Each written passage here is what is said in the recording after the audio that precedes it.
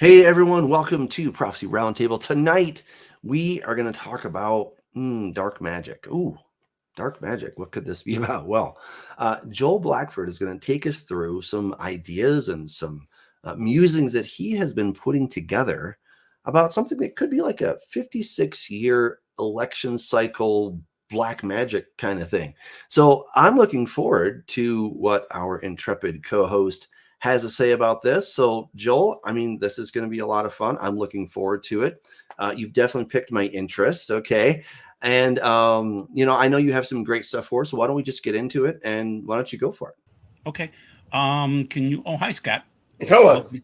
Welcome. Doug, can you? There you go. Okay, thanks. And let me make sure that I've got my monitor going here. Yep. Okay. So let me go back. Whoop.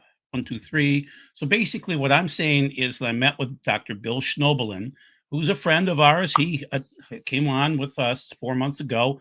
He had a great show, and he says that he's feeling that there's something weird about 1968 and 2024. We've had assassinations during that year in 1968, two of them, Martin Luther King and RFK Jr. or RFK. And then this year we have Trump, but we have the same Chicago convention. And so this has to be addressed because it's just so bizarre. The connections are so weird. Now, after the assassination attempt, people are calling for us to repent about this. And so we know the verses. So let's just go through them. Righteousness exalteth a nation, but sin is a reproach to any people. Sure, Proverbs 14:34. We should all be repenting after 9/11, right now, things like that. And also we know about Second Chronicles 7:14, which is if my people who are called by my name will humble themselves and pray and seek my face and turn from their wicked ways, then I will hear from heaven and will forgive their sin, will heal their land. We're not really doing that right now. The pundits are telling us that we're heading into civil riots and civil distrust and other events and things like that. Now, keep in mind the people that are doing the most for the Lord. I'm sorry that this is kind of busy, but basically, what I want you to see is this cute little lady on the left hand side has a husband and a baby. She's going to be spending 3 years in prison for praying and talking about Jesus' name at an abortion rally. Okay. Other people in the middle here, 5 years in prison for blocking an abortion entrance. Okay. And so, what I'm telling you is that if you read the Bible, if you're even Jesus, you agitate demons and you will start bringing these things upon you. So, basically, the 5 pro-life activists on the bottom here went to federal prison for blocking Washington abortion clinic. So, the news is that the demons feed off blood and fear, and that's what we seem to be going into this year. And Dr. Bill seems to be correct. So it's been a busy time frame lately, just lately. Okay. So what we've got is three major bombshells. First, Donald Trump was shot at. Joe Biden dropped out of the race. That's bizarre too. Okay. But that sounds like 1968, and I'll show that to you. Kamala Harris stepped in. Well, I'm from Minnesota. Humphrey stepped in 1968 and he didn't win. Um, but a lot of people, other news is a lot of people are worried about their bills, that inflation is just going bonkers and our debt for America is going bonkers. And then also within the last week here, we had CrowdStrike go down. So it was the Microsoft IT outage. And so people are just on edge right now. Okay. So the first source was from the end of the American Dream, which is Michael Snyder, who was on a few months ago with us. Then on the right hand side, nobody knows about this, but China is being devastated by floods and drought and cyclones. Two cyclones are coming at China. Their Three Gorges Dam is ready to burst. If it bursts, probably 200 million people will be affected. Some will die, some will lose their farmland, some will lose their houses. Poor China. Pray for China too. I mean, it's just absolutely horrible. So we are in, if you're a John Haller fan, he's going bonkers with all the information coming in right now. It's just too much, too fast. Okay. Now, this morning I was listening to Bill Cloud. Many of you understand and love him and have listened to him over the years. Bill Cloud did a wonderful segment for about 26 minutes on America's uncivil war and what he sees is coming. And so it's America's uncivil war against God, shedding light on the cultural, societal, and political shifts that have led us to the spiritual battle. Bill explores the recent assassination attempt on former President Donald Trump through the biblical lens. Wonderful guy. The problem is he's talking about repenting. And what I'm telling you is, unfortunately, I don't see repentance in our future. I see agitation. That's what I saw in 1968 as a little kid. I'm seeing it today too, guys. And so we need to repent. We should have repented after 9/11. We should be repenting now because this is a tough year. And we've got a lot of things coming up this year. Okay. So the even though I will vote for Trump, you know I'm an endorsed Republican 2 times over. I'm going to vote for him, but he is going to agitate, and they're already on edge. Okay, so Rolling Stone is asking, is he a false idol? Are the people, the Christian nationalists, the NAR, we call them New Apostolic Reformation people, are they turning Trump into an idol? Yeah, that's part of the problem. He's just a guy. He's just another president, and we shouldn't really idolize our presidents. Okay, he's not a Mashiach. He's a Meshach. He isn't. He was anointed to be the president before, and if he wins again, he would again. But we don't need to worship him. And the problem is that just sets off the demons on the other side, and there are some. Okay, now there are some nice people on the other side, that are going to vote for Kamala, but there are also some people that just want to ratchet it up. And maybe you watched the demonstrations in New York and Washington the last couple of days here. It was horrific. So who am I citing? Once again, Dr. Bill Schnoebelen, friend of our group here. He's warning that the witches feel there's a 56-year cycle occurring. It's demonic agitation. They want to see 1968 one more time. And they know that there are others that will agitate with them. So I'm telling you, the demons feed off blood and fear. And Dr. Bill nailed this because he and I are both old enough. I was 10 in 1968. I remember that. And I'm unfortunately a political and historian junkie. I'm just a junkie on that stuff. I was reading Time magazine cover to cover as an 8-year-old. Okay. So that's my problem. So he's telling you there's a 56-year cycle and it's black magic and they're invoking curses. And so whatever we saw in 68, and I'll show you that in a couple of more slides here, it seems to be occurring again this year. It's just eerie, people. Okay. Now, on the other side, we have people that have warned us for years. This is Wilkerson, David Wilkerson, and I have a friend named Don that really is the guy that kind of pushed me forward on this one. Wilkerson said America will collapse and war will happen. Now, we don't know when. And same thing with Dimitri Duduman. I have met with his grandson, Michael Boldea. Great, great man. They have books, they have audio tapes, things like that. Wilkerson's book title illustrates his prophecy that the dollar will crash. He said he wanted to change the title. He thought about it too strong. He thought it was too strong, but the Lord told him the title was exactly what will happen and said, do not change that title. He said the title came from God. And so Wilkerson is saying that we're going to have horrible, horrible rioting in America. And you sense it. And guys, just because they're religious guys and they hear from the Lord and things like that, I'm telling you that even the regular pundits, and I'll show you that in the slides later on, the regular economic guru pundits that have their computer programs that monitor this, they're saying the same exact things. Okay. So Dudeman, he believes that there will be communists that will overthrow the center of America at some point in time. We don't know when, but it's just interesting. I wanted you to see the prophetic angle on this first. We don't know when. Okay, so now we're going to go into these patterns that we've been watching all these hundreds of years. So the first one is July 13th, 1863. We had the New York City draft. That was during the Civil War, and Lincoln was the president. We had riots, we had a massacre, it was nightmarish. Okay. Well, you move forward 100 years and you've got 1963, Martin Luther King, great man, wonderful man. During the summer, we had the riots there too. We had the riots basically from 1950 to 1963. So there's a weird pattern of 100 years with that.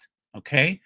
And then, and the sources for this, I'm sorry, it's the Zen Education Company and then the Library for Congress on the other side. Okay, so then Lincoln was shot 4/14 of 1865. Kennedy was shot 11/22 of 1963. Not 100 years exactly, but close and similar.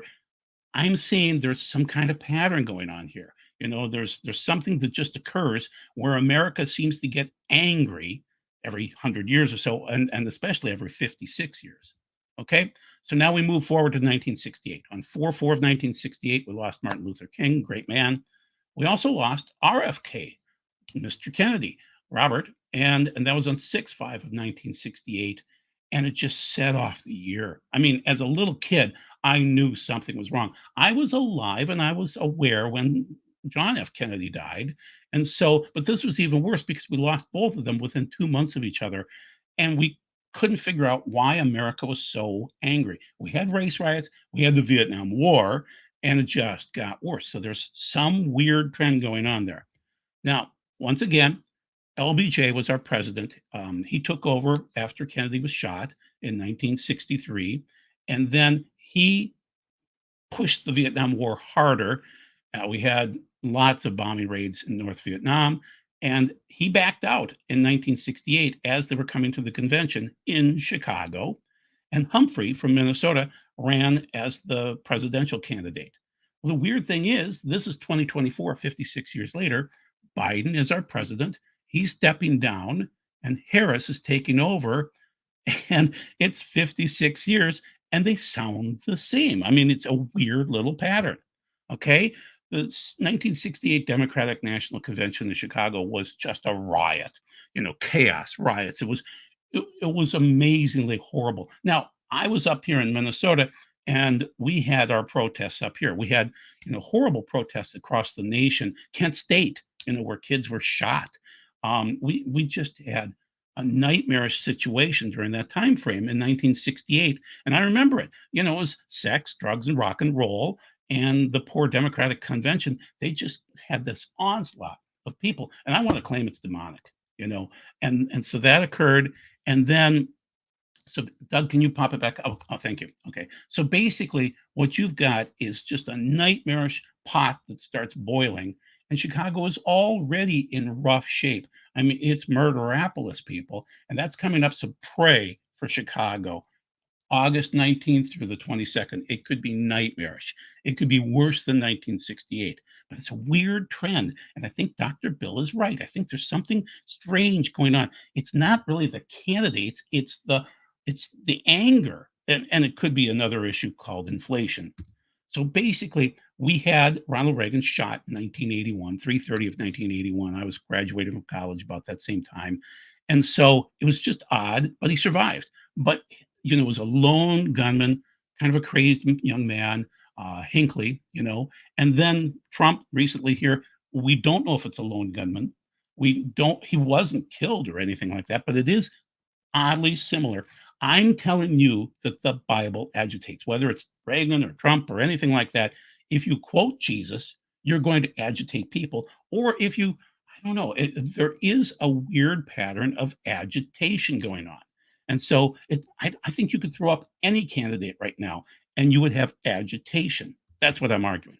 Okay. So once again, we have the JFK assassination. Was it a lone gunman? The problem is our FBI, our CIA, other agencies are always pushing the lone gunman. And I was really frustrated as a kid because they pushed this horrible Warren report on us, which said lone gunman, lone bullet, and it was ridiculous. And then now they're doing the same thing with this kid, this Thomas Crook, where they're pointing out that he seemed to head to Washington, D.C. and New York frequently. What's going on? We'll see about this, but the conspiracies should be going crazy because you're seeing weird connections between, what happened with JFK, which would have been, oh, why am I blanking on his name? It doesn't matter. Oswald. Oswald.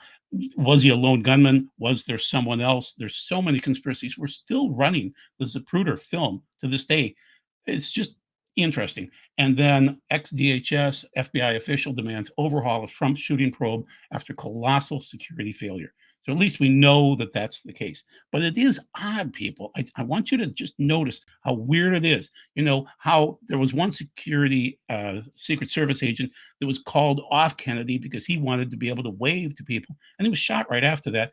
And then it looks like, based on Mike Adams, that there were multiple shooters in the Pennsylvania shooting, and Secret Service wasn't aware of what was going on. I mean, they had an open shot at the president, and the Secret Service was sitting in the building, not even doing anything. So Trump shooter studied JFK assassination. So I'm telling you, there's some weird patterns going on here. I can't say they're demonic, but Dr. Bill Schnobel is saying they are.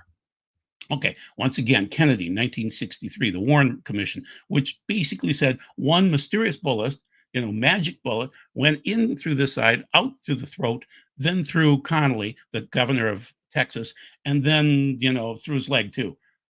I've shot a lot of bullets and a lot of rifles in my life, okay? It doesn't work that way, okay? It would be tumbling by that point in time, and well, anyway. Okay, and then on the side here, our Secret Service director resigns 10 days after Mann tried to assassinate Trump. So it's just interesting to note how the cover-ups are occurring, okay? Moving forward, I'm from Minneapolis. Weak men create hard times in Minneapolis. Back in 2020, we had the horrible George Floyd situation. Poor man, and I know I was an officer. I was not a police officer. I was a security officer. And we were rough on the thugs, but he shouldn't have done what he did. And now he's in jail, but Minneapolis burned. Okay. That's what I'm sensing is going on right now, that we're setting up for another place to burn. Okay. So once again, we've got the Bible does agitate. It does, people. Jesus walked in and the demons were screaming at him. Okay. Unfortunately, Trump is an agitator. That's just what he is, guys. Deal with it. And the protesters are paid to agitate. There are agitations going all over the place right now. I think this is Washington, D.C. They painted a moss all over a statue there. New York, we've got, here's Washington, D.C. on the right-hand side, where they pulled down the American flag, pulled up the Hamas flag. We've got agitation going on right now, okay? And so that's Washington and New York, and there will be more, okay? So just get used to it. And we have politicians on both sides agitating right now. That's the problem. We seem to be in that time frame of agitation. And I studied enough of the Civil War that I remember there was a lot of agitation. There was Thomas Nast. There were other people who were writing nasty newspaper articles. And so it turned into agitation. And so we have politicians doing it today. And unfortunately, cities burn when you agitate. Okay. Now, keeping in mind, again, Jesus agitated the demons. It's scriptural, guys. And he agitated the wicked. That's just how it works. So then there are other agitators too. They're the puppet masters. There's Soros, there's Schwab. I would argue they're exousion in the Greek, which would be humans that have power to puppeteer others. And so they are delegated powers. They are not elected. There's no oversight with them, and they just agitate. That's all they do. And they're puppet masters. And so, right now, the puppet on the right-hand side, where you pull the Biden head off, put the Kamala head on, it's still a puppet. So it doesn't matter who wins this election. There are people that are in much greater power than Trump or Kamala or anything like that. I would argue there are 3 top men in the world, 13 top men in the world, and 33 top men in the world, and they run the whole thing. And it doesn't matter who wins.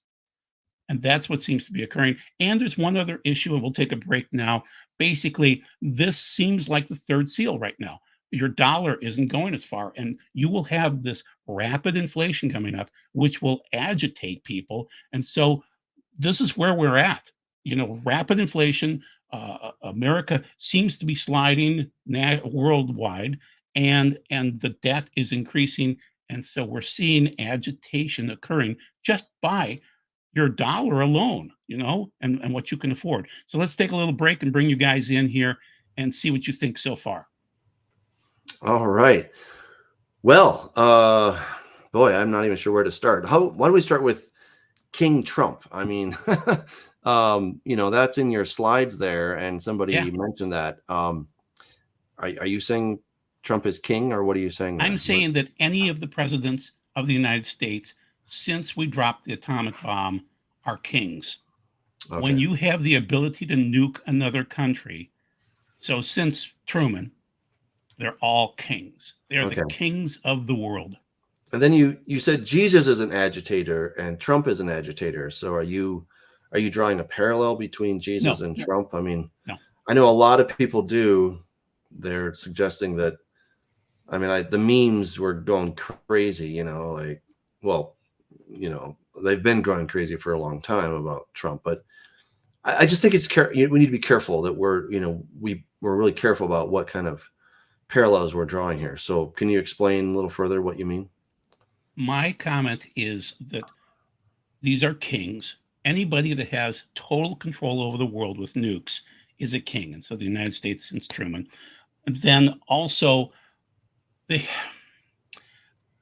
there is agitation that occurs. There are certain times in America when, well, I mean, we were agitated during President Carter. You know, I mean, we couldn't buy gasoline. You know, and inflation was going crazy. We had to sit in lines. We were angry, and so during the Civil War, we were angry, and we seem to be angry in 2024. And when we see Chicago coming up in August 19th and through the 22nd, it's going to be agitating, and the people that get paid to agitate are going to agitate even more. So So am I who's comparing? paying these agitators? I'm really curious. How do I'm you saying know? Soros. How do you Soros, know? How do you know that? How do you know that? because he bets on currencies failing, and somebody's paying for the bricks and other things like that, and I'm arguing that it's Soros. And you know, I mean, you would think a guy that survived through World War II and barely came through with his life would be thankful to God for what he accomplished. No, no, no, no. He loves to ruin nations. He bet against the British pound. He won. It fell, and he was happy. And so there are certain organizations, and there's probably people above Soros. You know, I would say there's the 3, the 13, and the 33 that run the world. Yeah. And I would say those guys are puppeteers to Soros, but somebody's funding agitation. Okay. I Somebody in mean, the comment. there's videos of these what the rioters in D.C. getting off on buses. I mean, you Oh know, yeah, yeah, that's they're being not. busted. It's very organized. I mean, there's no doubt about that. Do I know who it is? No, but someone is pulling strings to organize this agitation. And as far as Trump goes, you don't really need anybody to get.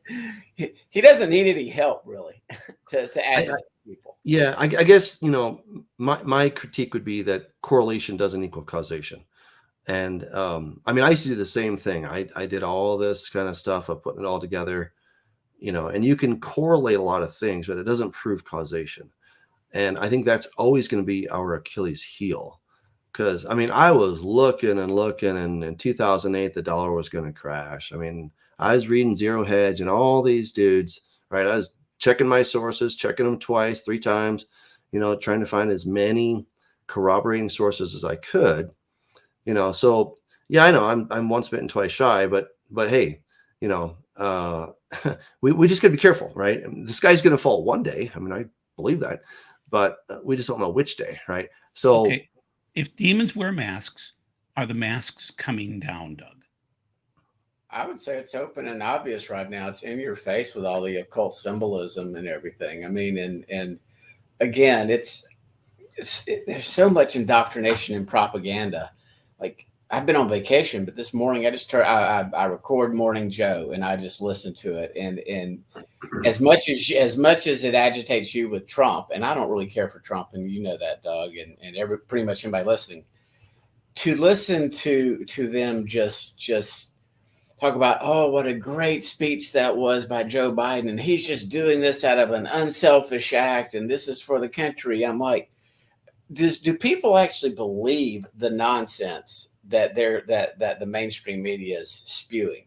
I mean, how these individuals can get up and say that with a straight face, but it's almost like their job is just to spew propaganda, to stir the pot up, to make one side the villain. In other words, with MSNBC and that side of the media, you have to make Trump the worst human ever, and anybody that would like Trump or vote for Trump or that would be anti-abortion or conservative on their policies or whatever are just really bad people. And on the other side, it's just as stirred up. I mean, if you watch some of the comments on what used to be Twitter and X now, there's just pure hatred for what they call the leftists or the liberals. And again, this is all part of causing this yin and the yang, the dark versus the light, the white versus the black. This we're just seeing this stirring of these tensions. Joel is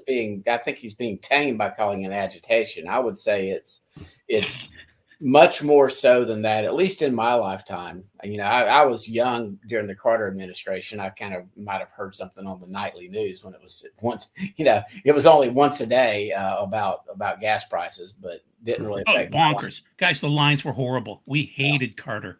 We hated him. Yeah. But anyway. Yeah, I mean, of course, if you start looking at any one of these topics, they're all complex. I mean, was it all Carter's fault, or was was OPEC trying to do something and maybe Carter got stuck in the middle? I mean, I don't know. I mean, if you start looking back and you look at actually Jimmy Carter's life, I mean, he did a lot of amazing things after his presidency. He did Habitat for Humanity for a good chunk of his life, so he seems like a man with good character, right? And I don't know, I guess I think they're very complex, and sometimes we kind of boil them down to these little memes and sound bites, and I think it's complicated. Well, we start looking at, I like to say presidents are selected, and Carter and Obama and Clinton would be great examples of three individuals that essentially came from nowhere, and yet here they are being elected within a year. I mean, I can remember Clinton, and then obviously, and then Perot gets in and draws part of the vote away, and then Bush loses. So again, I just see the puppet masters controlling this, whether it's through manipulation, through the media, whether or not. And again, I don't see how in the world Biden won the election legitimately. But I don't know that he stole the election. I don't have any proof of it. I just think he was the person to get us to this point. Trump was the one selected to really agitate the waters in 2016, 2020. And when he is selected in 2024, that's what I believe still.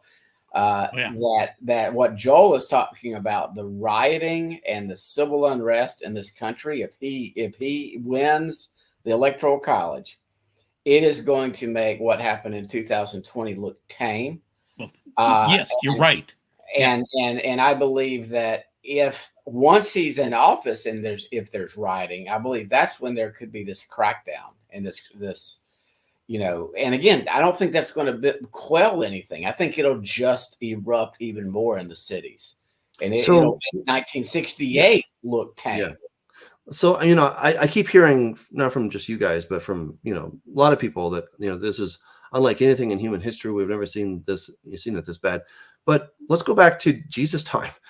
Life sucked, and the Romans were not exactly your friends, right? And, the Jewish people wanted desperately to get out from under the thumb of Rome.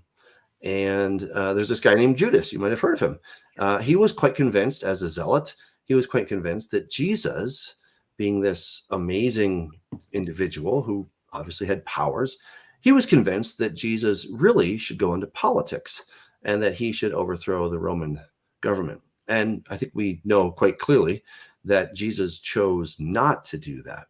Right, he chose not to get involved, not to pick sides, even when he was asked, okay, well, should we pay taxes to Caesar or not? Right, he gives that classic answer, like, give me a coin. Whose picture is this? Caesar's. Okay, give to Caesar what is Caesar's, and to God what is God's.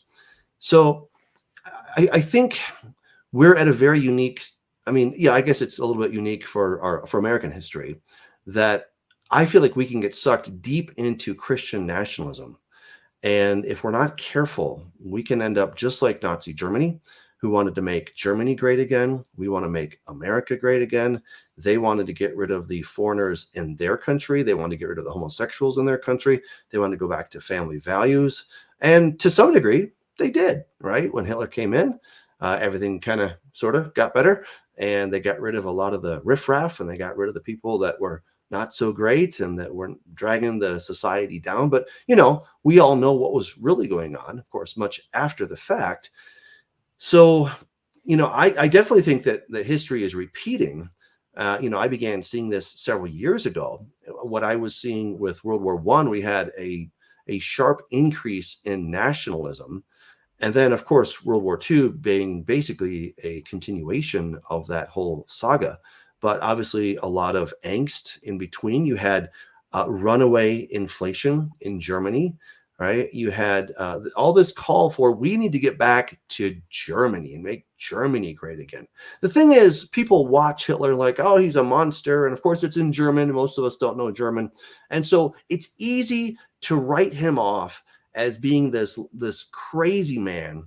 And we're kind of wondering, how did those Germans get sucked into this? Did you know that many Germans were good Christians, right? And Hitler was considered a Christian because he went to church and he was endorsed by the church and all this different stuff, right? So, you know, this is where I'm just saying we've got to be very, very careful about how we proceed. And, you know, again, you know, what's on the blue is kind of a bunch of wet noodles. But when I see what people are doing with Trump and they're idolizing him, and, you know, we had Maria on some time ago and she brought all those amazing memes, amazing, right?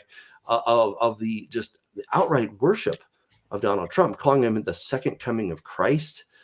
I mean, you know, I'm not making this up. You have billboards where saying, you know, and the government shall be upon his shoulders. And there's a picture of Donald Trump. I mean, that's really scary, right? So we, you know, again, I'm not telling people who to vote for. I'm not saying you should go for this side or that side. I'm just saying whatever you do, be very, very cautious because it's easy to get sucked in. In fact, there was a reporter who went to one of Hitler's rallies, and before he knew it, he found himself, you know, putting his hand up and saying Heil Hitler, you know, and he's like, oh my gosh, what did I just do? Right. But it's so easy to get sucked into the crowd speak and this whole thing of, you know, just being part of this crowd, and you're mesmerized, you're hypnotized.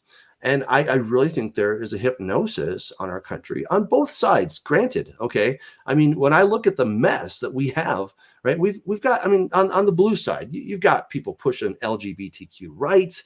You've got transgenderism. I'm just like, what the heck? How did we lose our minds like this? I mean, it's crazy. You know, and so then of course people are going to push back, right? And so they want to get back to sort of these family values, and that's great, you know, but it becomes so extreme, and then we start demonizing the other side that we can no longer have a decent conversation about it.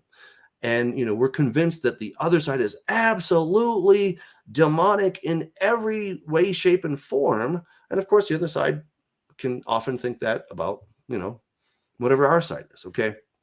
Two wings, same bird, Doug. Sorry? Two wings, same bird. There you go. Again, this is the illusion of choice, a two-party system. And I see we have someone saying this is low IQ. They're obviously let's just pull that out. And again, if you think Trump is going to save America or make America great again, okay, let's say things do improve in 4 years, and I'm totally incorrect, and we're not at the end of the age. Well, the next Democrat that gets elected is going to reverse his policies. And then we're going to keep playing this game, and the things, and nothing changes. Nothing of substance ever gets done, except when there's a good crisis. And then like in 2001, after the after those terrorists just somehow bombed flew into the Twin Towers, and they just happened to find, one of their passports down the street or whatever.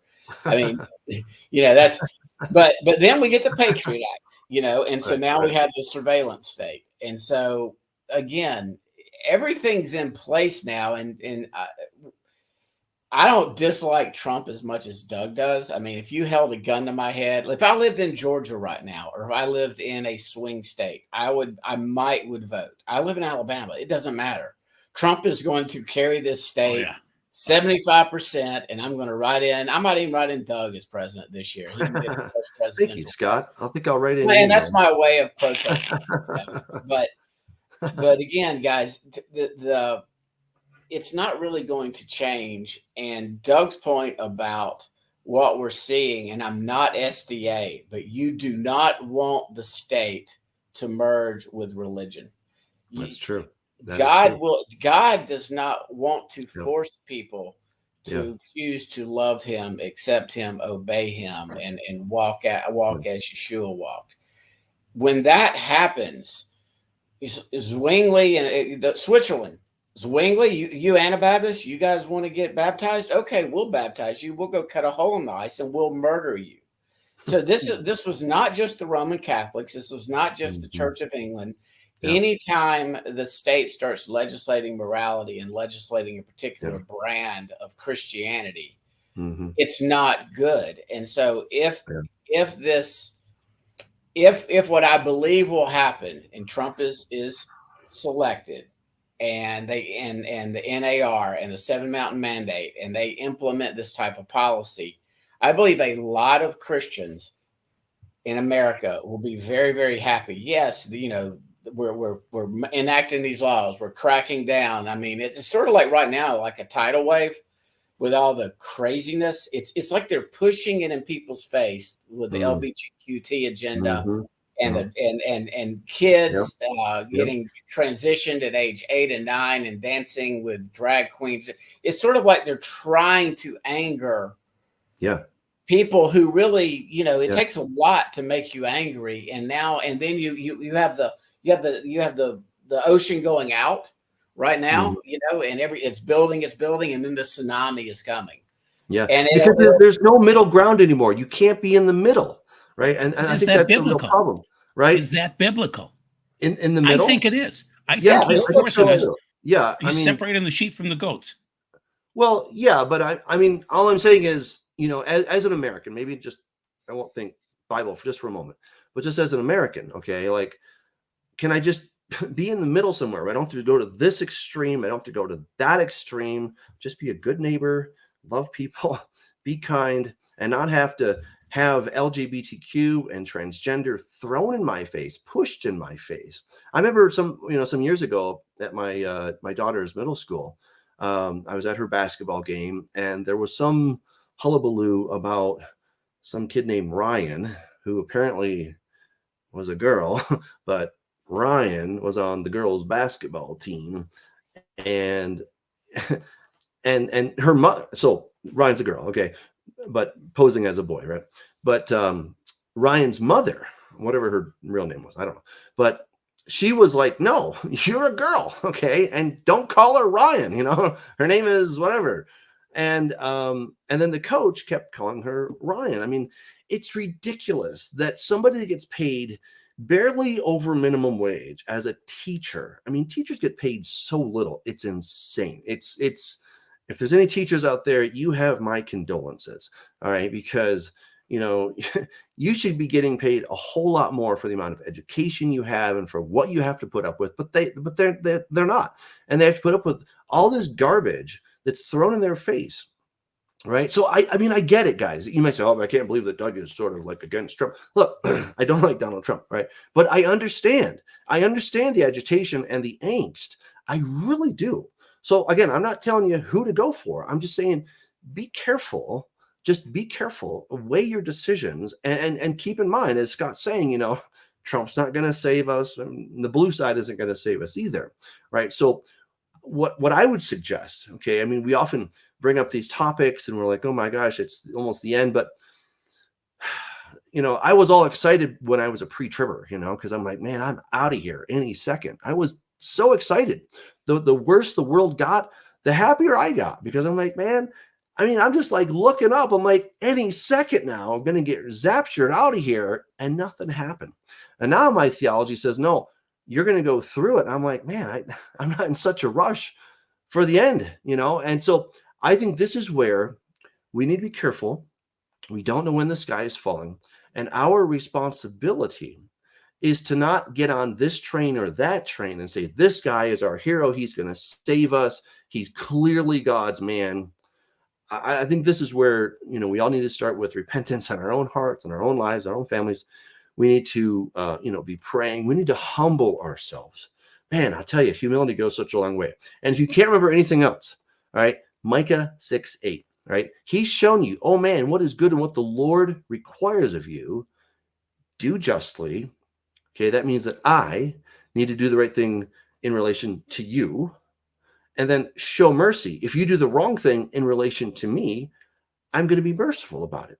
Okay, I'm not going to demand that justice be done upon you. I'm going to show mercy and then walk humbly with your God, right? Those are the three things, right? I mean, it's such an incredibly easy list of what we're supposed to do, and we complicate it so much. So all I'm suggesting is, as we're going into this election cycle, let's not imagine that red or blue is going to save us, and that red or blue is whatever, wherever you are on that, this is God's side. Remember when Joshua just crossed over into the promised land, and there's this dude with his sword drawn, right? And he goes over, he says, hey, are you with us? Are you with our enemies? And he says, no, I'm the captain of the Lord's hosts, and you're standing on holy ground. And Joshua just falls on his face, and he's like, oh my goodness, right? He sees Yeshua. Jesus is not on my side. He's not on the other side. He's on his side, right? So this is where we need to align with his values at all times. That's what we have to do. And I see us falling into this trap of red or blue, just like the Nazis. They're like, man, this is going to solve everything. Hitler's going to make Germany great again. Well, he did for a short period, and then it all fell apart. So anyway, Click me back up and I'll go into the prophecy side. You got it, man. Slides. There you go. Okay. So let me make sure that I'm on this. Okay, good. And so basically why I'm saying that we need Trump right now, and this is a Joelism. So if you don't like whatever is being stated, blame me, not Doug or Scott. Okay. So I'm saying there's only one man on the planet that can touch Mohammed bin Salman. So keep in mind that King Salman is still the leader, but he's 88 and he's frail and he's about ready to die. MBS is the new guy coming up. Trump touched him on the arm. That's a death sentence for anybody. If you touch MBS, a Saudi Arabian prince, on the arm, just out of the blue, Trump walks by, smiles at him. I'm telling you that God needs Trump to move forward a few things as we move into the end times. Once again, these are Joelisms. But he did, obviously, MBS loves, Jared Kushner loves Trump. They are buddy, buddy, buddy. This is once again a Joelism, but I'm telling you that the world is saying we need Trump to be our savior, our Messiah. This is on the left-hand side. This is from England. They literally put up a TV screen, and everybody was kind of worshiping it, saying that Trump will give us world peace. Okay?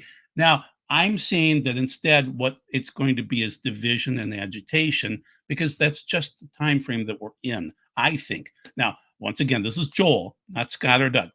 I'm saying that Trump needs to be there because he's the only powerful man on the planet, an alpha, that would start the red heifer sacrifices, restart the holy on the Temple Mount, and would authorize those things, because in 2017, he declared that Jerusalem would be the capital of Israel. And, everybody was afraid, oh, you can't do that. You can't say that. He did it. He didn't care. He's a bull in a china shop, but that's also, God likes that. So he's very similar to Cyrus. There is this weird anointed thing. And so once again, Cyrus was not a Mashiach. He was a Meshach. He was just anointed. And this is Isaiah 45, 1 and 2, where, God wanted Cyrus to do something on that exact day. He wanted him to dam up the river and walk into Babylon and conquer them when they were drunk. Okay. And so I'm arguing that I think Trump is the only guy on the planet that could pull this off.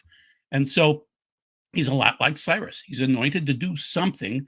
And so I think he's going to win. And Doug hates this. So this is obviously just Joel, that I think he's in Revelation 17. He's just the seventh. Okay. There will be an eighth coming. And so I would argue that Biden and Obama are Biden, and they are the sixth. So if I'm wrong, I will apologize. If Trump loses, I will apologize, and I'll probably shut up for a while.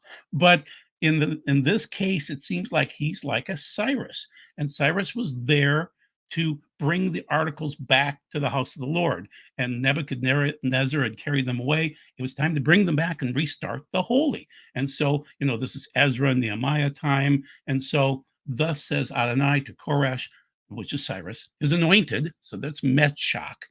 those whose right hand he has grasped, so that he subdues nations before him and strips kings of their robes, so that doors are open in front of him and no gates are barred. I will go ahead of you, leveling the hills, shattering the bronze gates, smashing the iron bars. That doesn't make Trump our Messiah. That doesn't make him our God or anything like that. It just means that God needs to use leaders at times. And so I truly believe that in 1973, when Kissinger said, "Let the Israelites burn," and Nixon said, "My mom had a prophecy years ago," and he was a Quaker, and he helped Golda Meir. There are times when God uses men, and he used Nixon. And I would argue that Nixon was a king too, a very powerful king. Nixon won a huge victory in 72. He was gone by 73 or 74, whatever it was. He was gone fast. Okay, so keep in mind, you can be anointed to do something huge and be gone in 5 minutes. So basically, that's where I'm going. And so, Scott Doug and I would agree on this, that this will happen at some point in time.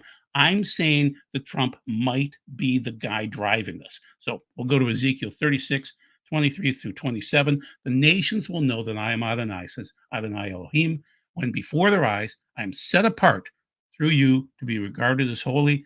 For I will take you from among the nations, gather you from all the countries, and return you to your own soil. Then I will sprinkle clean water upon you. I'm arguing that's the red heifer. You will be clean because of the ashes of the red heifer. I will cleanse you from your uncleanness and from all your idols. I will give you a new heart and put a new spirit inside you. I will take the stony heart out of your flesh and give you a new heart of flesh.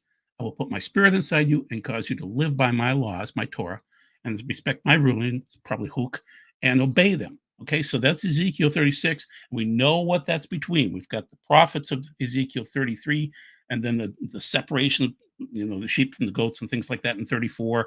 And 35 is Edom. And then 36 is this. And then 37, the bones come together. And 38 is Gog Magog and more Gog Magog. And 39. Then we go into the third temple, we'll call it. Okay, so basically, now, we have to be very careful about the prophets today, because Jesus warned us in Matthew 24 and many other places that there will be false prophets. I'm arguing that some of these guys muddle cat urine together with their prophecy. And one of them is this Brandon Briggs guys. So he has given so many prophecies over the years, and he's about 50% right. So be very careful as he moves forward, because what they do, and I listened to him today on a video, and I heard him, he was right, and then he was wrong. And he'd say, "Oh, well, that's something that I thought in my head." So the problem is, this is going to be huge. You're going to be listening to these prophets, and he's going to claim, "Well, I saw Trump get shot, and I saw him break his eardrum." And then he said, "Well, I just assumed, because if there was blood on his ear, that there would be a broken eardrum. So I just assumed that." It's cat urine. Okay. And so get ready for that, because it's going to be an onslaught of these cat urine prophets, because they muddle things together. This is where it's going to go. And they're going to try to capitalize on a leader like Trump, and it's going to get worse.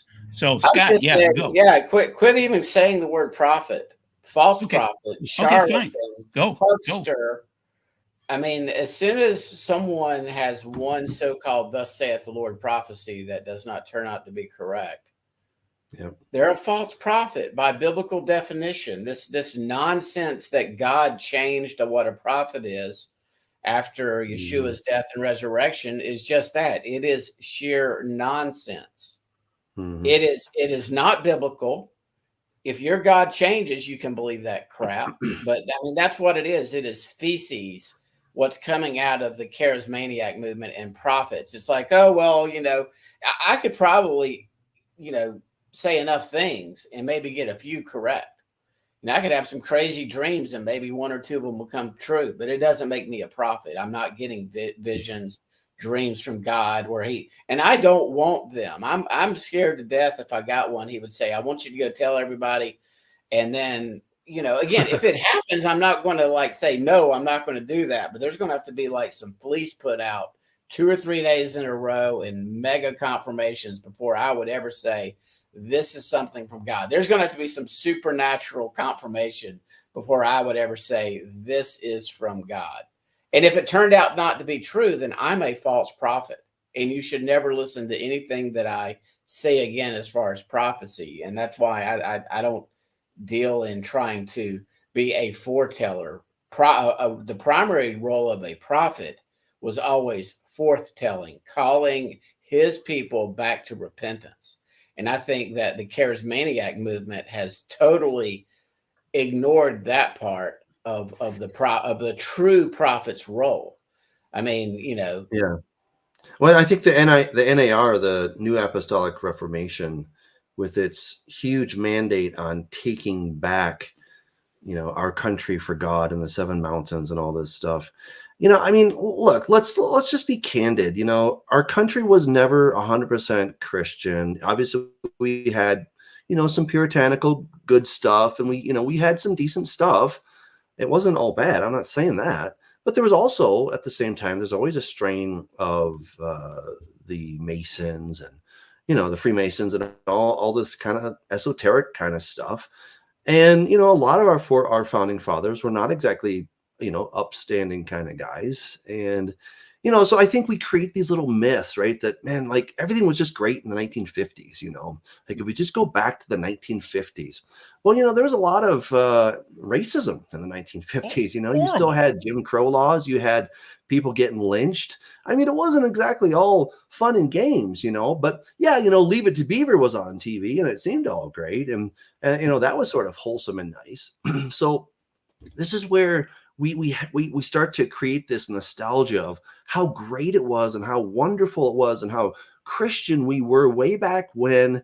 And now look at us today. Look, I mean, okay, granted, some things are pretty bad, okay, but some things in some ways are better. I'm really glad that on the average, racism is generally down and there's a bit more equality. I'm not saying it's perfect, but we're getting there at least, okay? And you don't have books, things on the books. Hey, let's also be clear about this, guys. There was this thing called eugenics that Hitler was like, what a great idea. Okay, you know where eugenics came from? Right here in the good old United States of America, right? And the Supreme Court argued in favor that they could take away the rights of a woman, a white woman, mind you, to procreate because she was deemed unfit. Okay, now maybe she didn't have the highest IQ, but she wasn't some complete retard. She wasn't unable to care for her own children, right? And this happened many times of where they thought, look, eugenics, let's have good genetics, right? Let's get the people that are not going to contribute to the gene pool. Let's just remove them, forcefully sterilize them so they cannot contribute to the gene pool. This was happening in the early 1900s. Okay, you had a lot of people that were coming to America, right? The good old melting pot and all this stuff we have of Ellis Island. And we look back and it's such a wonderful time in America. No, it wasn't. No, it wasn't. There was a tremendous amount of hatred, racism. There was obviously anti-Semitism, but you had, a complete meltdown on the part of the white people about anybody who had a different language and a different color that was coming to this country. They're stealing our jobs as Americans, but you know what? We're all a bunch of immigrants who are coming here, right? So, we've kind of forgotten our heritage. We've forgotten our past. And then, the whole eugenics program, it was eventually, well, it wasn't officially outlawed until the 1970s, right? You still had these laws on the books that somebody could be forcefully sterilized against their will here in the United States of America. But that whole idea then spread to Nazi Germany, where before they started killing all the Jews and everything, they were killing the undesirables, right? They had this propaganda that was going on of, a good, strong, stout German boy who was carrying this decrepit old man, with a big nose. And, and it's like, why should we have to carry them? Why don't we just get rid of them? And so, of course, they sent them to the hospitals and then the camps. And then they started trying to find a way. How can we just get rid of these people, right? And then they had moving death chambers where they would take a van or an ambulance or something, and they would take the exhaust and then put it back into the chamber where they put the people in the back of the car, and they would, just kind of die. It seems like they did it all. If you like Germans, they used to go at the right speed. Of course, the driver's like, oh my gosh, I'm killing people. So then he would speed up, and so that it didn't work right because he wasn't following the formula. Right. So then they had to find another solution. How do we get rid of these people? Right. And all of this started here in America. So let's cut the crap. Let's stop thinking that we are such an amazing, godly country and God chose America and all this nonsense of where we think that we are the chosen country. And we've got to stop equating ourselves thinking, well, we're like almost the second Israel. No, we're not. No, we're not. And you know what? I'll tell you this. So I've been teaching through the book of Ezekiel. God's like, you know what? This temple, it's going down. Jerusalem, going down. In the book of Jeremiah, he says, do you think I really care about this city? No. Remember that my Ark of the Covenant was in Shiloh for 400 years? I mean, 400 years. That's a long time for the Ark of the Covenant to be in a place. And people thought, oh man, Shiloh's untouchable, right? And of course, you remember that the Israelites took the Ark of the Covenant into battle against the Philistines, and like, we got the secret weapon, God's on our side. And guess what happened there? They got routed, and the Ark of the Covenant was then taken. It was captured over to the Philistines. Of course, it eventually came back, but you know, it wasn't the secret weapon that they thought it was. You think you have some talisman or something. We think that we're untouchable because we're America and we're such a godly country. You know, look, as long as we're being godly, God's like, cool. But we stop being godly. It doesn't matter what side you're on, doesn't matter what flavor, which color. He's like, I don't know, you know? And so just as Shiloh went away, so too did the temple. And they thought that was their magic bullet. You can't touch us. We got the temple here. God's like, I don't think so. In fact, in chapter 10 of Ezekiel, he's like, I'm leaving, guys. I'm packing my bags and I'm going. It's like one of the saddest chapters in the whole Bible, right? God was committed to the people of Israel until, you know, they just kept doing heinous after heinous thing. And finally God's like, all right, I'm out of here. And it seems like nobody noticed, right? God takes off. He kind of goes to the threshold and he kind of waits there a minute. He's probably like, hey, is anybody noticing I'm leaving? Nobody watches. Then he goes to the outer door and he's like, hey, I'm leaving. It's like, you know, you're getting divorced or just about, and you're kind of telling your spouse, hey, I'm leaving now. Do you want to try to stop me? No. And so then God goes to Mount Scopus, right? And he's hanging out there and nobody's noticing. He's leaving. And so if he can do that for the country that was in a covenant relationship with him, do you think he won't do that to us? Oh, he absolutely will. So again, this is where I'm saying we've got to be so careful that we don't idolize our country. We don't idolize our leaders. And some of the things I have to disagree with you on there, Joel. But it's okay. I'm just saying, let's have a broader view. And the person that thinks I'm an idiot because I'm comparing Trump to Hitler, I don't care. You know, I mean, whatever, you know.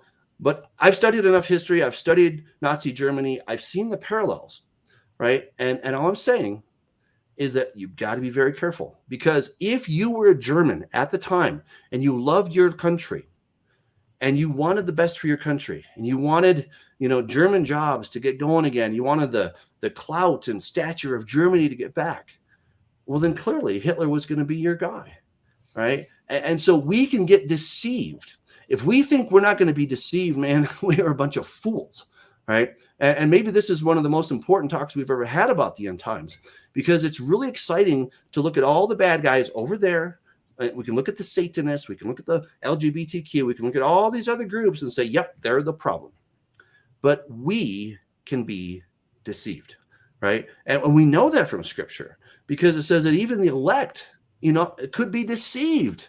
You know, does that not include us? I mean, come on, right? So we've got to be on guard that we are following Jesus and not a man. Well, the Kingdom Now movement is totally unbiblical. I mean, they believe they're going to take over the nation and the world for Jesus, and they're going to, you know, it's going to be a utopia. This is exactly playing into, I don't like to use the term Antichrist, but it's exactly, he's going to come as an angel of light. Mm-hmm. I can see him using Christian nationalism or a utopian global ideal with some fairly good values. You know, maybe some little guy that wears a funny hat over at the Vatican is no doubt going to be involved, because he's already been named the high priest of all religions. I mean, again, people, we're talking about America right now, and we're talking about Trump, who just got nominated as his VP. what religion and faith is Vance? You know, look at your Supreme Court. What is They're Vance? all Catholics. Oh, okay. All right. Yeah. And again, this is if you go back and you read at least some of what the founding fathers said, and some of they were very, very much worried about Rome getting their sticky fingers into America. And I forget who said the quote, but about the Jesuits but again, Walter Beath has some excellent documented programs. You just got to take him with a block of salt when he starts talking about E.G. White. So if he starts talking, you know, great controversy, just move along, you know, the investigative judgment. But as far as the research into what Rome has wanted to do and what Catholicism, they want to be the spiritual leader of the world. And if you just read what comes out of the Vatican right now, anybody can, it's pure ecumenical. Like anybody can have faith in Jesus. You know, you don't even have to believe in Jesus to be a Christian. You can be a good Buddhist. You can be a good Hindu. You can be a good Muslim. You can be these things. And so that's what I see, you know, forming as this final harlot religion led up by the Vatican and Christianity. And again, I believe what we're seeing in America is ultimately the puppet masters, the puppeteers, because they're not puppet masters. They're like the head puppets that just think they run this world. And all the pieces are getting put in place. I just see this as being part of this. I think so too. It's prophecy. Sure. I mean, see it. It's prophecy. Somebody was asking about the NAR and the Seven Mountain Mandate. Did we? Maybe we need to clarify. You guys want to cover it? Did we? Well, I thought I did, but maybe. So just need to be more specific. So the new Apostolic Reformation and the Seven Mountain Mandate. Basically, they say that we need to take back these 7 mountains, okay, which are 7 spheres of influence. So that would be what? Education, entertainment, government, finance. Okay. And so the basic idea is that when we have Christians in place in all these different positions, then it's going to be glorious, and essentially Jesus is going to come back. It's basically a form of post-millennialism. Okay. So, you know, I mean, I had a debate with a post-millennialist once, and I commended him because I'm like, look, what I like about you guys is you're trying to make the world a better place. I think that's awesome. All right. But I also think it's foolhardy to think that somehow we flawed humans, right, who have our errors, we have our biases, we have our, you know, the things, you know, our own just, you know, idiosyncrasies and all this different stuff, that somehow that we're going to get into these places of power, and then we're going to make this utopia. So that's kind of what Scott's just saying. So that's what we find very dangerous about the new Apostolic Reformation and the teachings that come out of that. And there's a lot of people that are pushing this whole idea. You often find them on TV, you know, and that we can somehow, you know, get there. But I don't think we. I would state on the NAR and the Seven Mountain Mandate people that you're watching a lot of churches fall right now, and they're charismatic or hyper charismatic, and they're also the pastors are using prophecy to bed young women, and they're married, obviously, you know, so they're using church funds to pay for hotel rooms and things like that. So those guys are falling very quickly right now. I monitor that through Julie Roy's and through Christianity Today, and then the Wartburg Watch. And so what I'm noticing is that we used to see a pastor fall per year, and then there was a pastor per month, and now it's a pastor per week. And these are the worst of the worst because they harm little girls, you know. Yeah, one of them was a 12-year-old girl. You know, just come on, lay off, guys, okay? You've got a wife, take care of business that way. You don't need to abuse these children. But the problem is they're using prophecy to do it. And so it's funny that God is taking them down first. And judgment begins in the house of the Lord. Well, guess what? These guys consider themselves to be the closest. They're going down the first. So Doug, pop me up again and let me finish out with a couple more slides here, and then we'll discuss it. So, okay, so basically we've got some false prophets. I believe in David Wilkerson. And Wilkerson, I think there's no pee, no poo in what Wilkerson is talking about. I think he was a weeping type of a prophet. And he gave us things like a teen challenge and really great messages over the years. People hated him. So once again, this agitation, he agitated people to choose Jesus. And so wonderful, wonderful guy. He put out The Vision in 1973. That's my copy right there. And then he put out a couple of other books. He is saying there's going to be total economic confusion striking Europe. And now in the video itself, when he's speaking, the sermon, and it's on Sermon Index, it's Germany first. And Germany is falling. They were counting on cheap Russian oil. That's ended. BASF is going down the drain. That's pretty much their whole economy, because it's so huge. And so Germany is falling apart. Then Japan. Japan is having horrible problems. As I mentioned, if you're afraid about China right now, China's got so many problems. Oh my goodness. Their population is crashing.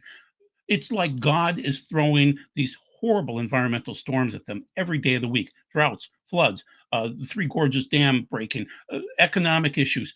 They can't trust their bankers. They can't trust anybody. They're falling apart. Poor China. Pray for China. So then after Germany, then Japan, then the United States and Canada, other nations shortly thereafter.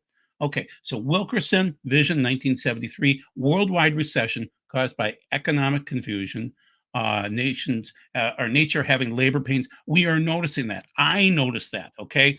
I truly believe that our magnetosphere is thinning. It's thinned about 25%. So this week, I'm watching for auroras, guys. I almost went out a couple of times this week. These are minor storms. These are not even X level storms. They're M level, and they're kicking out enough for it to hit Minnesota, which is amazing. I've been alive 65 years, and I haven't seen many auroras.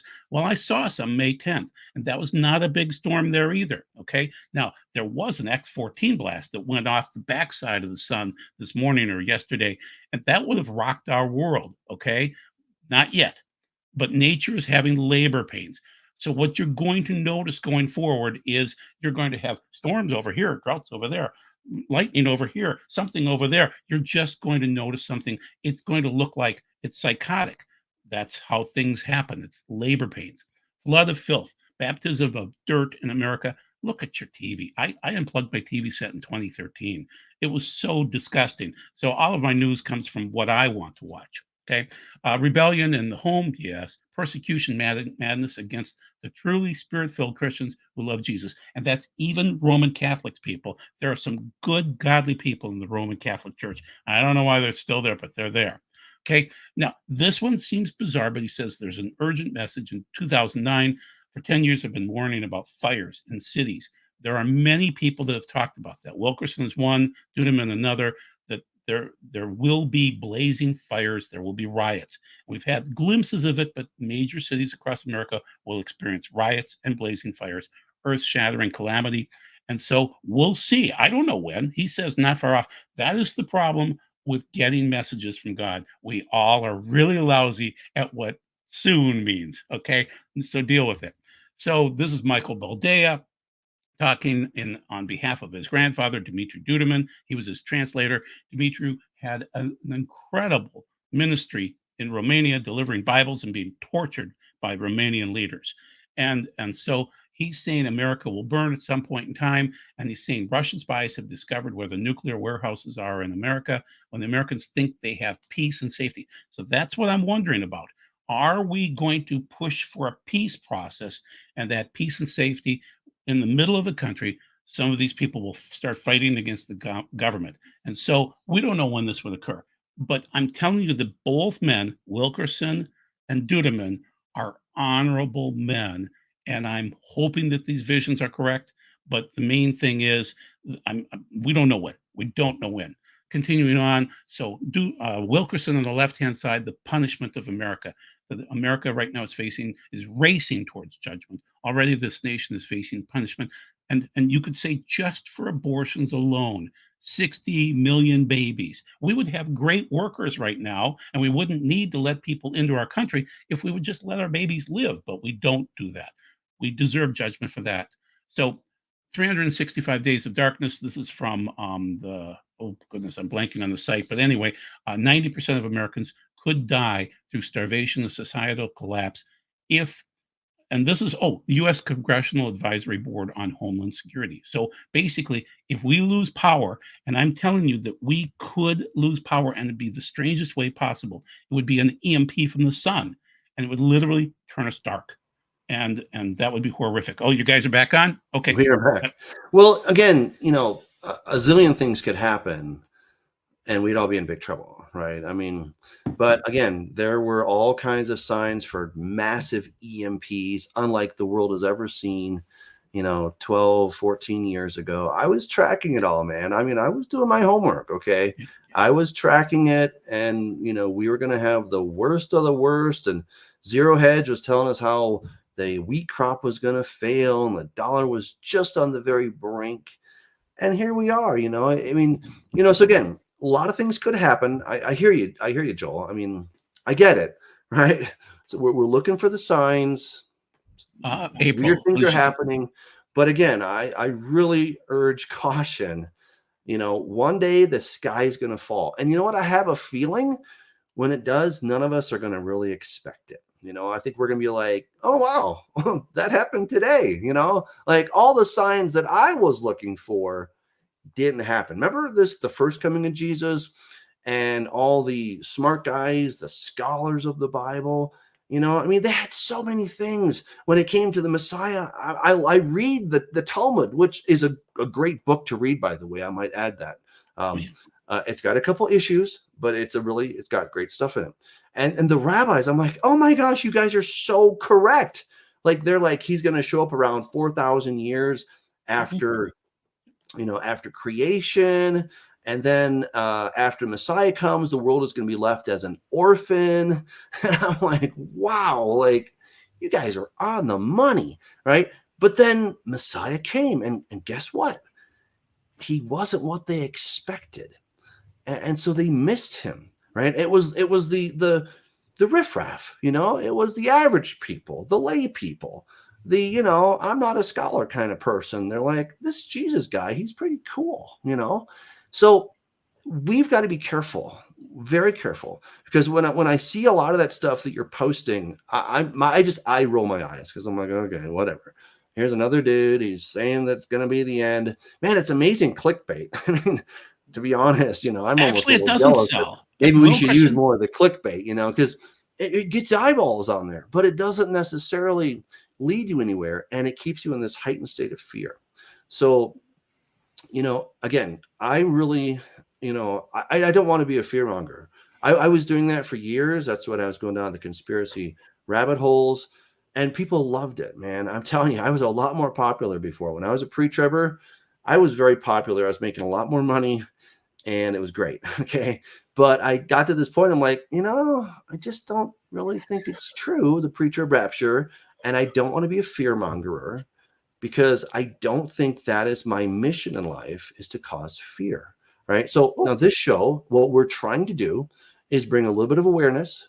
If we can get people to pray, to be kinder to their neighbor, maybe to, be nicer to their spouse or to their son or to their daughter, or to treat an employee well or a fellow colleague, if we can be the people that are doing the things that Jesus told us to do. What did he tell us to do? Love God and love people. And you know what loving God is mostly about? It's mostly about loving people, right? So this is where we've got to be careful. I mean, at the Way congregation, we've just narrowed it down. Like, what is it we're all about? Love God and love people. Like, that's what we got down to. Because I'm like, what? It's that simple. And we keep complicating it with all these things about the shape of the earth and how you pronounce God's name and when the second coming is going to happen and all this stuff. And I really believe that we could be going the wrong direction. Well, I think what God wants us to do is to love other people.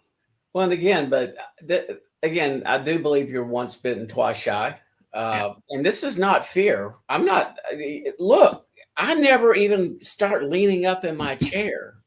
Do I seem like I'm fearful right now? We just got back from vacation. I'm going to play golf tomorrow. Tonight, I'll read the Bible. I will probably listen to a teaching later on this evening, and I'll play a game of NCAA EA Sports 2025 football.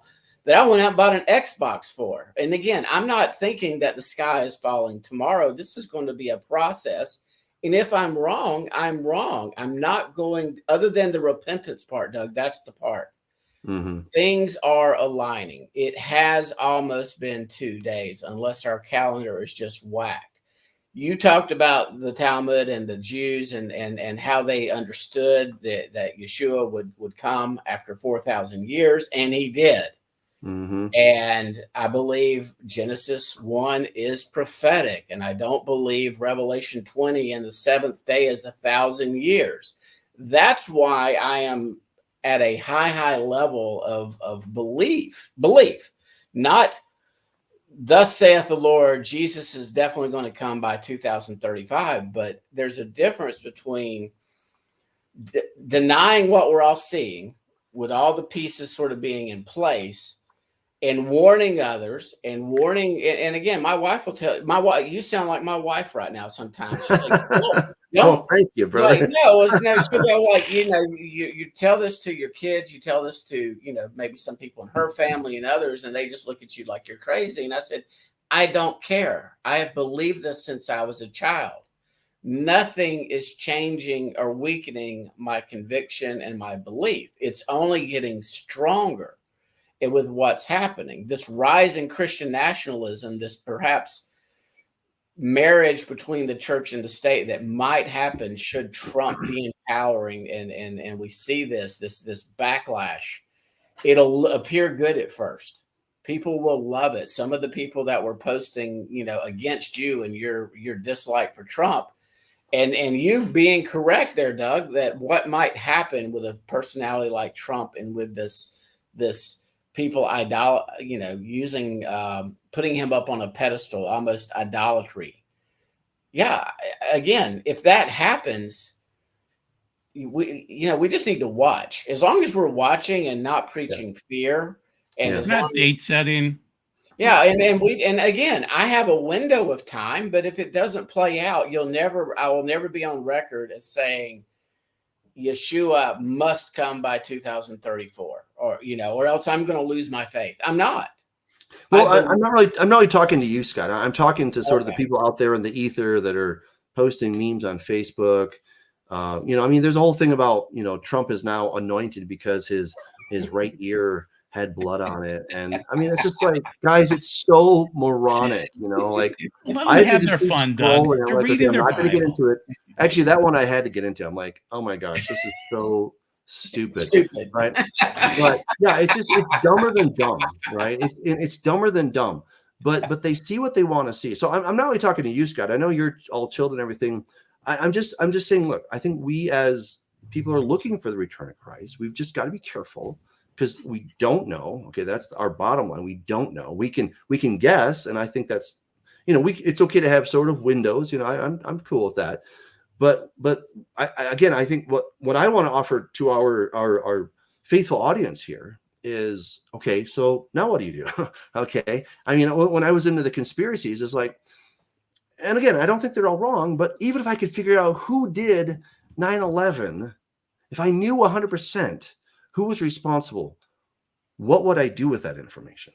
Okay. So, if we could give you guys all of the correct information, what are you going to do about that?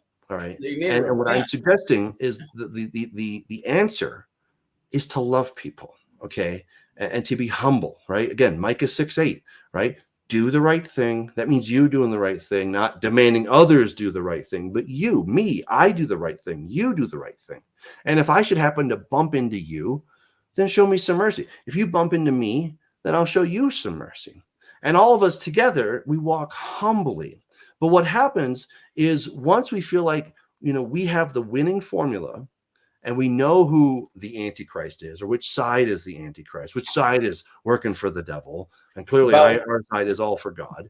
Then we start to do heinous and terrible things, right? And people get killed, right? This is why I get really irate when I hear fellow Christians and sort of Torah, Hebrew roots, Messianic kind of people slamming the Jews and saying that the rabbis are going to be the ones that are going to cut off heads during the tribulation. I'm just like, what are you talking about? I'm like, do you realize that these kinds of words have real world consequences, right? It may not be me or you or the next guy, but there's somebody out there that's going to hear that message and they're going to go do something because they think it's the right thing to do to, sort of spread the kingdom of God or whatever.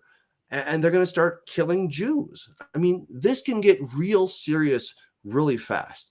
That's why I just want to use caution.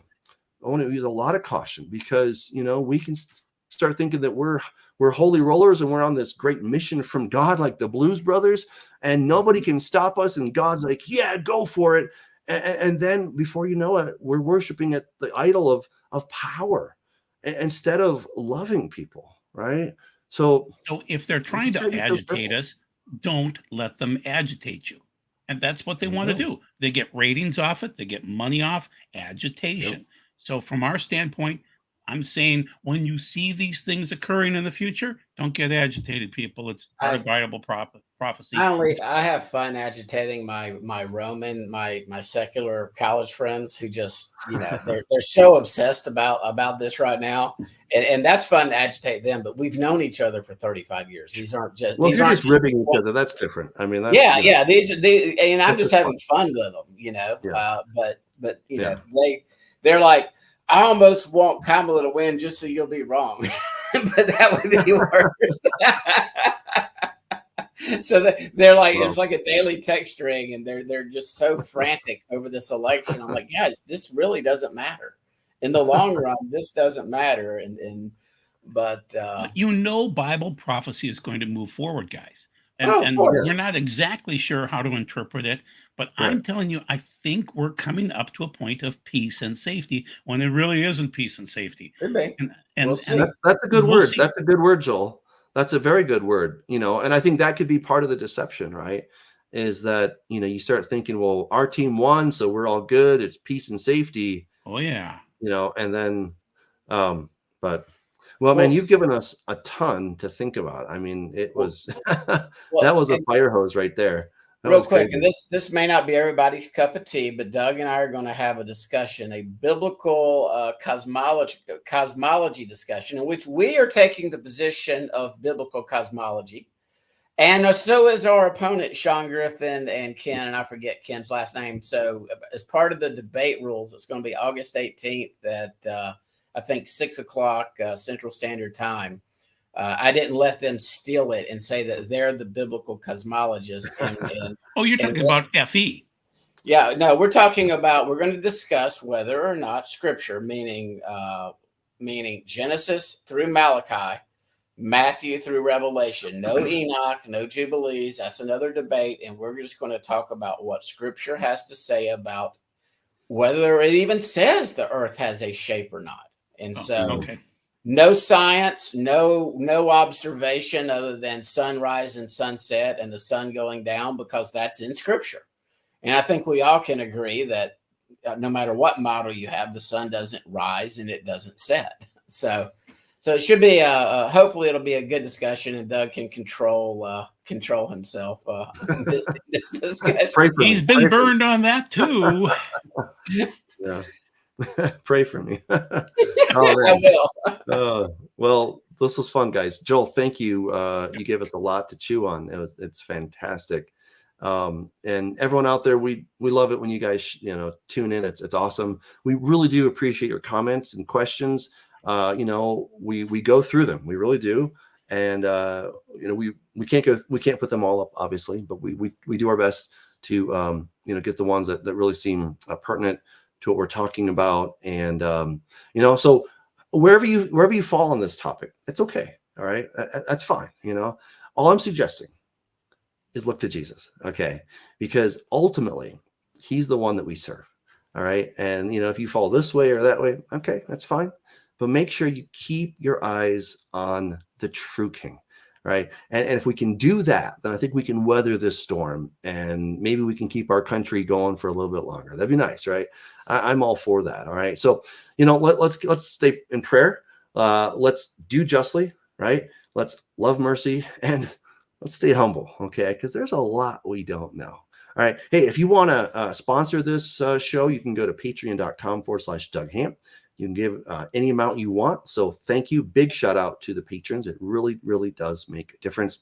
So thank you for that. If you haven't gotten Regenesis code, all right, that's my very best take on how it's all going to play out. Okay. So pray about that. I want to make that into a TV series or Netflix or something like that, so that we can really reach people with an exciting non-Christian movie as to what's going to come, or maybe a TV series. All right. And you'll see when you get into the book, you'll see what I'm talking about.